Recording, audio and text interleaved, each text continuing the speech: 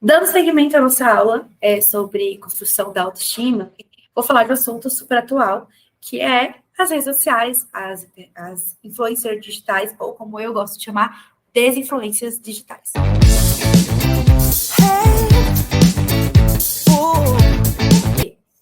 Tal qual a pressão estética, os padrões estéticos, né, vão se modificando ao longo dos anos, etc. Junto disso, também tem as mídias e as plataformas digitais de propaganda, enfim, a mídia em geral, se modificando para sempre manter ali seus lucros por trás, dar espaço, né, para a pressão estética acontecer, porque a gente precisa de algum lugar para poder ver essas referências, né? Então, antigamente, assim, na época dos Incas e Maias, praticamente a nossa pressão, a gente percebia muito essas referências de beleza, de padrões estéticos em revista, né? Hoje em dia é só no Instagram que você vê 1 milhão. Com a mudança das plataformas que estão sendo usadas para disseminar os padrões estéticos, a pressão estética, também tem outras coisas sendo disseminadas nesse processo. E hoje em dia as redes sociais são uma imensa uma imensa rede de propagação de informação, de imagem. E isso pode ser muito bom, porque a gente tem acesso rápido à informação, tecnologia, mas também pode ser um pouco perigoso. E é sobre isso que eu quero chamar a atenção de vocês hoje, tá bom? Já foi comprovado que quanto mais tempo a gente passa nas redes sociais, a gente tem um aumento na nossa insatisfação corporal. E isso não é à toa, né?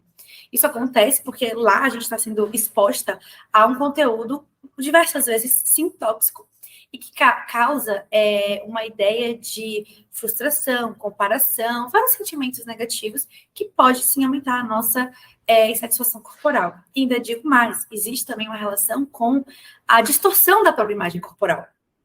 Hoje eu trabalho, né, com essa área de atendimento focado para mulheres, eu trabalho muito com pessoas que têm distorção da imagem corporal.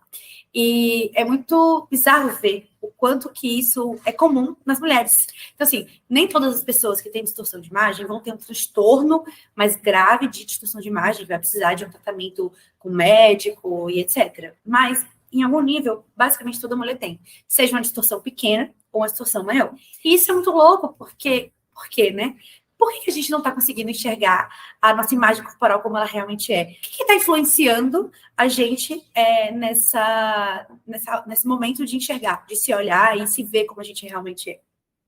E aí, para além dos padrões estéticos, né, que a gente veio conversando, tem hoje as redes sociais e os procedimentos estéticos, né? Então, tem um movimento aí também que é sobre o cuidado com os filtros, né, do Instagram, do Snapchat, enfim, TikTok, porque já se viu uma dificuldade entre as pessoas que usavam muito filtro em se aceitar sem filtro. Então, assim, a gente vai cada vez mais indo para um caminho que desnaturaliza o corpo, o rosto, se torna um ambiente onde tudo é muito perfeito, onde não existe acne, onde não existe marca, onde não existe celulite, onde não existe frizz. E, cara, vamos ser sinceras, na vida real, é assim. Porque eu não conheço. Eu não conheço uma mulher que não tenha uma marca no cara. Eu não conheço uma mulher que não tenha um frizz, que sente a barriga não dobre.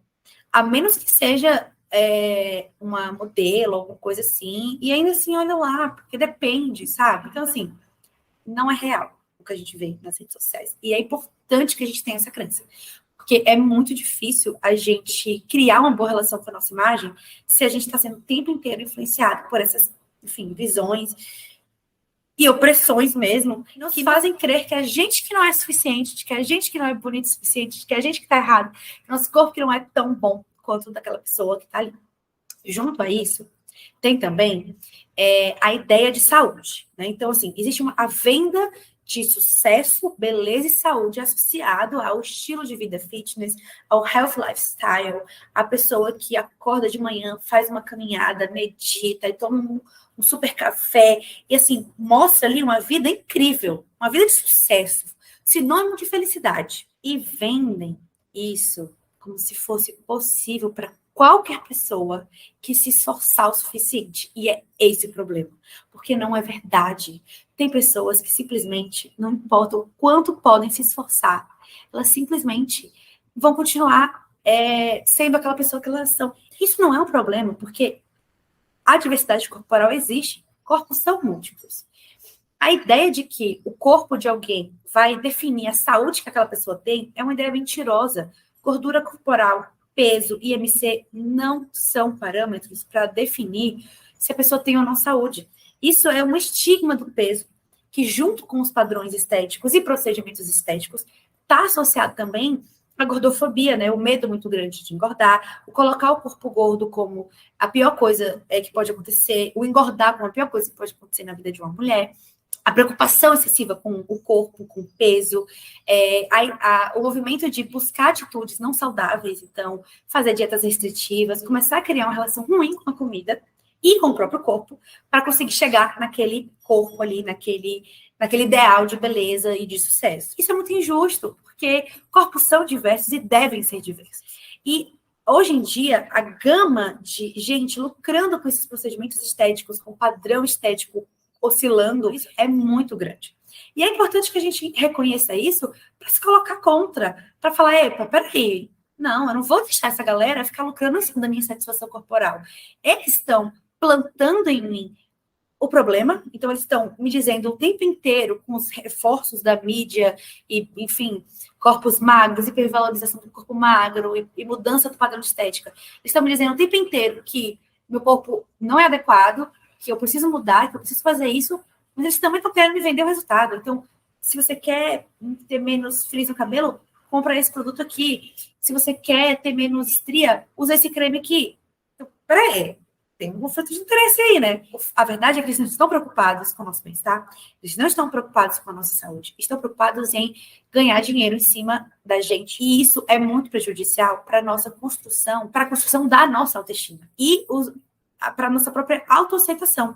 É importante que a gente olhe para isso com essa visão, para que a gente consiga se desvincular dessa pressão e de todos esses estigmas no momento de olhar para o nosso corpo, de olhar para a nossa trajetória. É importante que a gente acolha quem a gente é, as características que vieram com a gente, porque é assim que a gente é. E existe beleza nisso também. Por mais que ao redor esteja o tempo inteiro falando que não, existe. E a gente tem que lutar por isso, para que a gente tenha mais representatividade de pessoas com corpos maiores, ocupando cargos de liderança em filmes ou em séries que não sejam.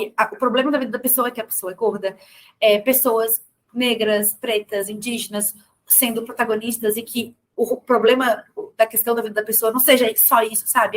Ela é uma mulher trans e o filme é sobre isso. Não, ela é uma mulher trans, ela é uma atriz trans, e ela tá fazendo o papel de uma mulher que é uma médica e mãe, sabe? Então, assim, a gente precisa lutar por esse tipo de representatividade para que a gente naturalize a diversidade corporal e a gente consiga trabalhar melhor a nossa autoaceitação, a construção da nossa autoestima, quebrando as interferências que o machismo e o patriarcado vem trazendo ao longo da nossa jornada.